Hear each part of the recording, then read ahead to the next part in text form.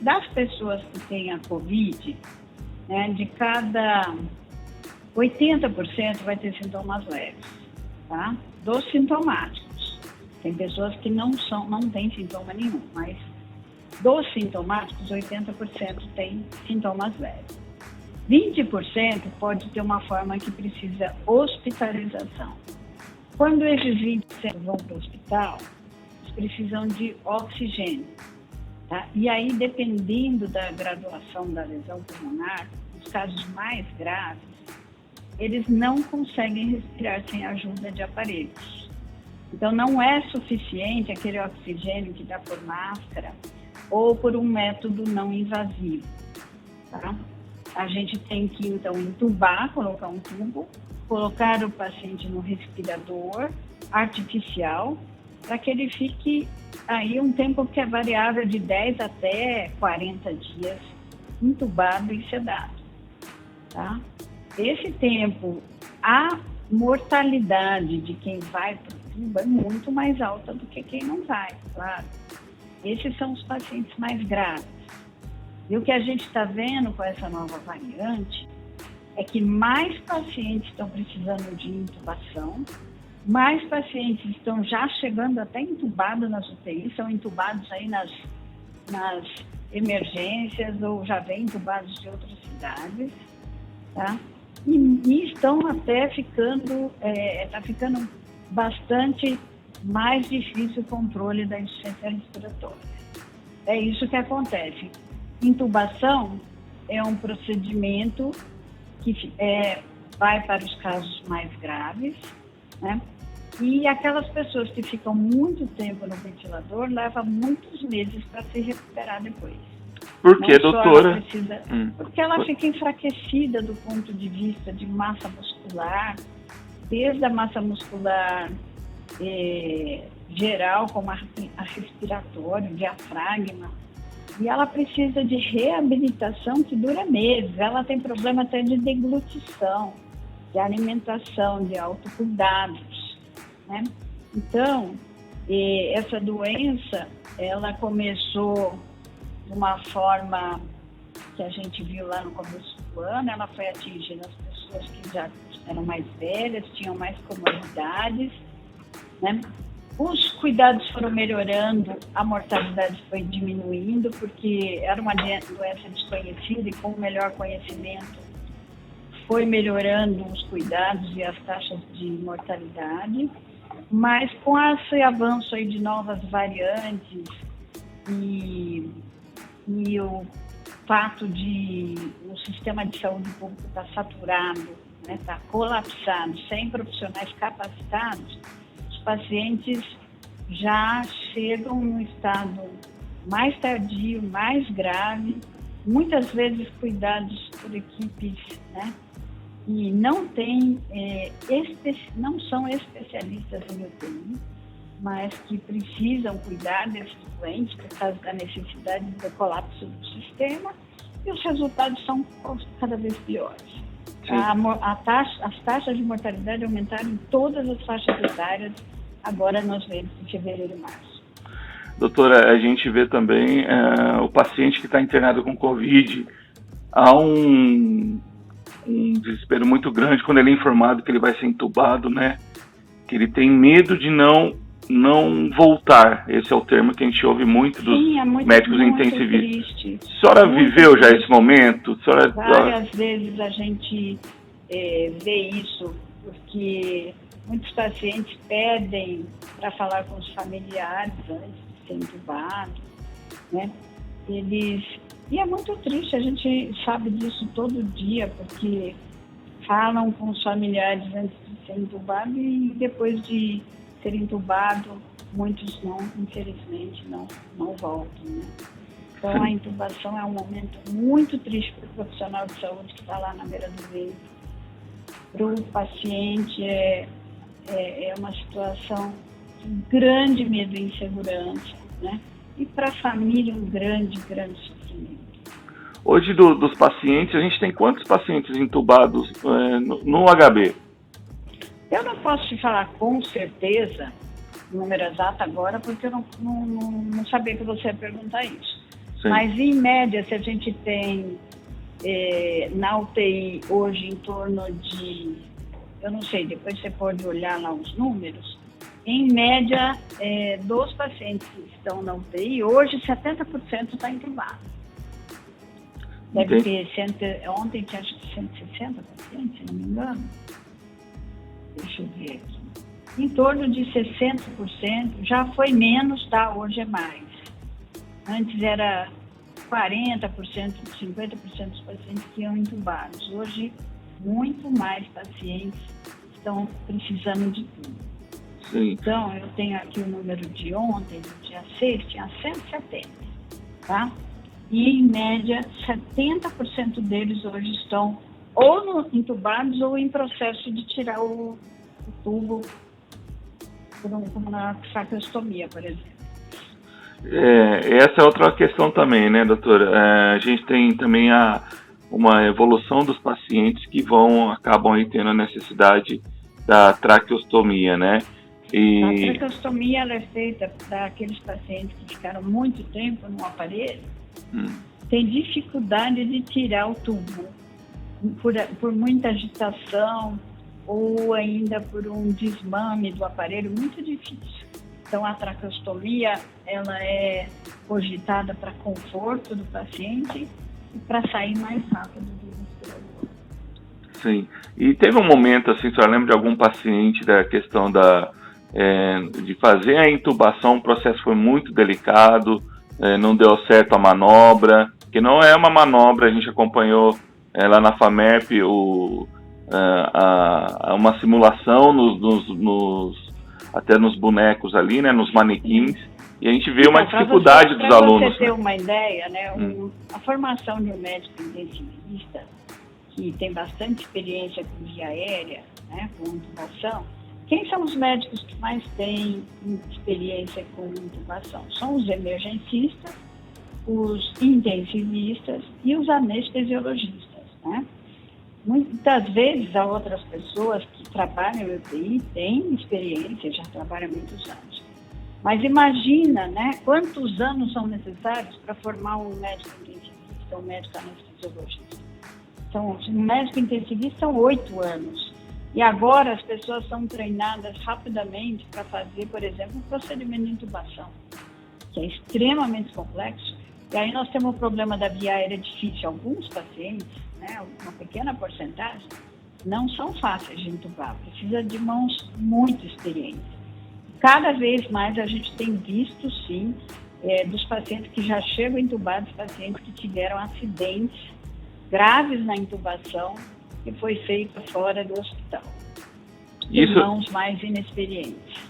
E o que seria, doutora? É direto fazer a ligação no estômago, o tubo acaba no estômago? Pode entubar o estômago e piorar a situação de oxigenação do cérebro e do pulmão. Pode lacerar as cordas vocais, pode lacerar a traqueia e aí o paciente tem que ficar muito mais tempo no desmame. Então, a gente tem visto, até por causa desse colapso do sistema, né, da sobrecarga em cima dos profissionais de saúde, acidentes são mais comuns. Isso não tem a menor dúvida. Onde não tem protocolo, onde não tem as coisas feitas, né, com todos os protocolos de barreiras de segurança, acidentes podem acontecer. E numa situação de colapso do sistema de saúde, onde você tem pessoas, né, que não estão trabalhando na área há muitos anos, como era a unidade de terapia intensiva, por exemplo. Pessoas que estão atendendo doentes graves para os quais elas não estão preparadas, acidentes acontecem, cada vez são mais frequentes, aqui e no Brasil todo. Doutora, a questão da extubação também é um momento de certa forma, que o paciente está evoluindo por uma melhora ou não. Lógico que a maioria acaba partindo para tráqueo, né, em seguida, né? Ou a extubação, como é que a senhora vai? Não é a maioria, não, que vai para tráqueo. Deve ser mais ou menos uns 30% vai para tráqueo. A maioria, depois de alguns dias, em torno de 10 dias, ele é extubado, né? Só aqueles que não têm sucesso na tentativa de extubação ou que ficaram muito tempo, eles são dirigidos para traqueostomia. A extubação é um procedimento mais simples, doutor, ou não? Ele é complexo igual à intubação? Ele é extremamente complexo no paciente COVID, tá? Porque o paciente COVID é um paciente que ficou muito tempo sedado, ele tem particularidades que outros pacientes graves não têm, ele tem muito delírio, muita agitação, e a extubação do paciente COVID ela é muito mais complexa que de outros pacientes com pneumonias graves.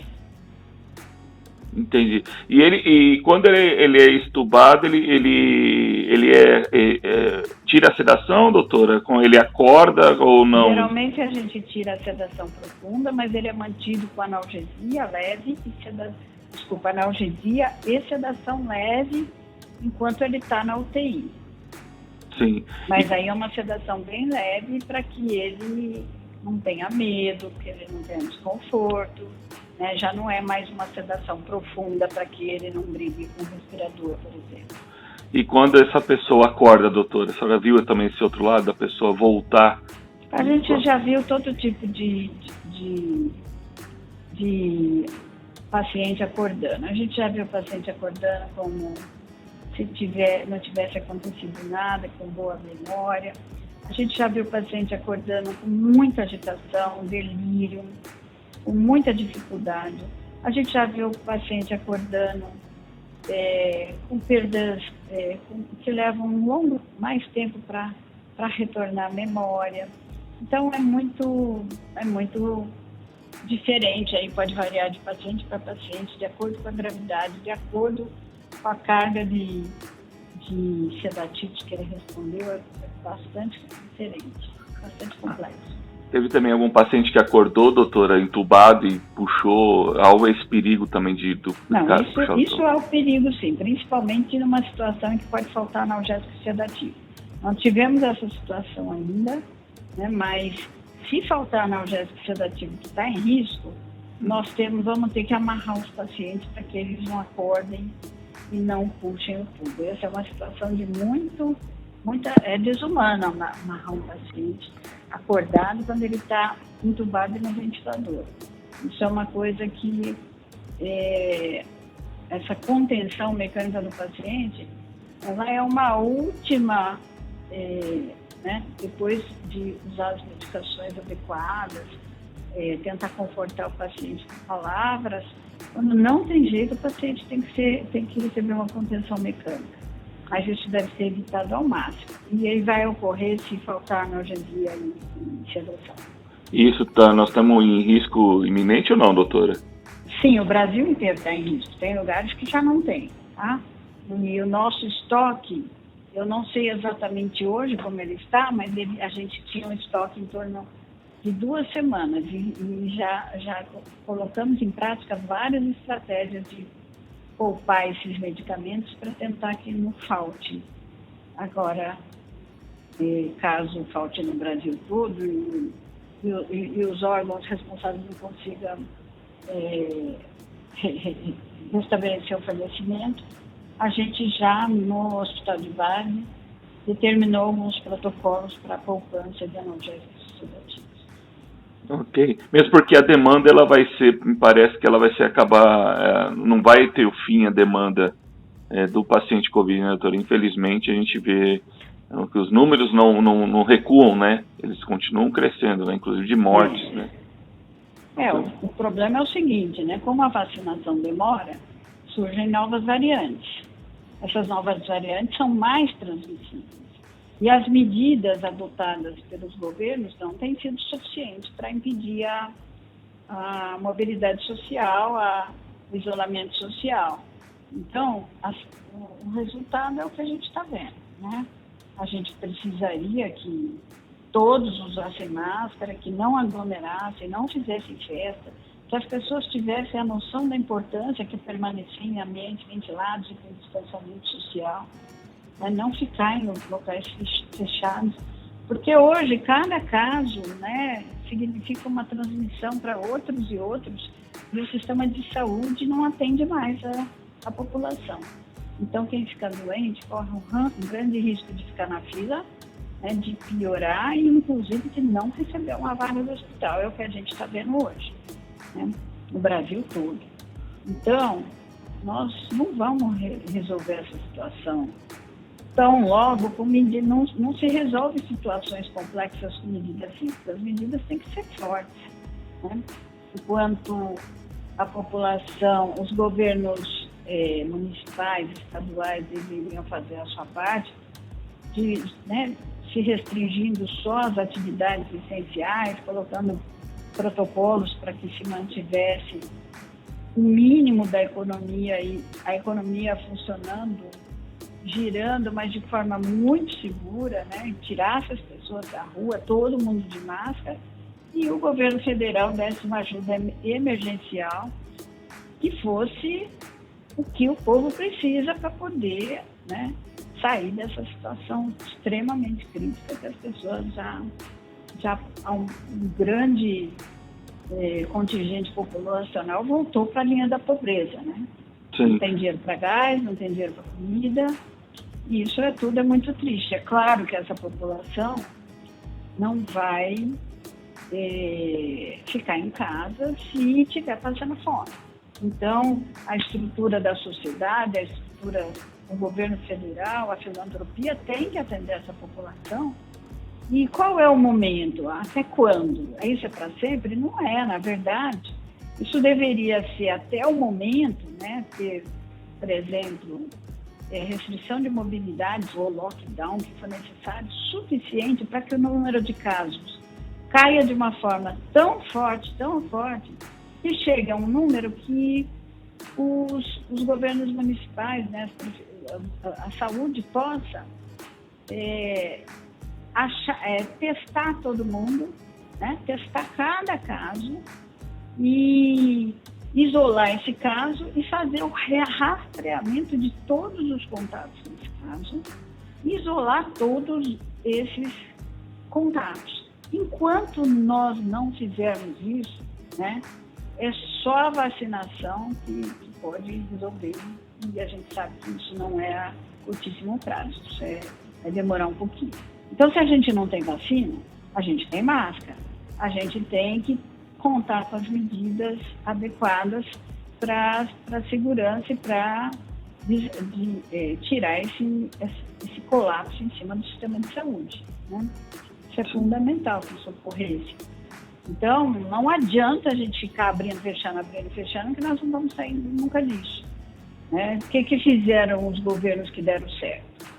Fecharam de uma vez só, como se fosse, vamos dar uma paulada bastante forte, mas curta, né, necessária. Quando os casos chegam a um determinado número em que o sistema de saúde pode acompanhar cada caso, isolar cada caso e cada contato, né, aí sim a gente consegue passar para a próxima fase. Até lá nós vamos ficar nesse vai e vem e o sistema colapsando. Isso é muito triste, porque as pessoas vêm, um puxa para o lado da economia, o outro puxa para o lado de quem está morrendo, e os dois lados têm razão, e os dois lados deveriam trabalhar juntos e olhar as duas coisas, porque não são dicotômicos, né? Saúde é importante, economia é importante. Não tem economia se as pessoas não estão vivas. Justamente. Doutora, eu agradeço muito pela entrevista e só desejar boa sorte e aí agradecer pelos serviços prestados pelos intensivistas aí do Hospital de Base para toda a região de Rio Preto, né? Obrigada. O pessoal do Hospital de Base, realmente, eu posso dizer aí, como eu sou coordenadora de algumas UTIs lá, eu tenho muito orgulho de todo o grupo lá do Hospital de Base, que realmente foi um grupo que vestiu a camisa aí da saúde, dessa doença terrível, está lutando faz 1 ano sem descanso, né, de todos os níveis. E eu acho que hoje o Hospital de Base deve ser o 2º ou 3º, no máximo, do Brasil em número de leitos, muito além da capacidade deles. Eles estão exaustos, né, todos. A gente gostaria de voltar a poder ensinar, que é a nossa missão, ensino, né, formar mais médicos, formar especialistas, mas tudo isso está parado, esperando, né, e atendendo uma população que ainda se nega a fazer isolamento, se nega a não aglomerar, e a gente vê aí outros doentes deixarem de ser atendidos, morrendo, né? Enquanto todo mundo tem que atender Covid, não pode, os outros doentes também têm que ser atendidos. Isso tudo é muito triste, deixar o ensino de lado, deixar a formação de profissionais de lado, né? Deixar e tudo virado aí para uma doença que poderia ser controlada, né, por medidas epidemiológicas adequadas se seguissem as orientações dos epidemiologistas e não da política, né? Tá certo. Doutora, muito obrigado mais uma vez, um abraço, viu? Bom dia para a senhora. Tchau, tchau.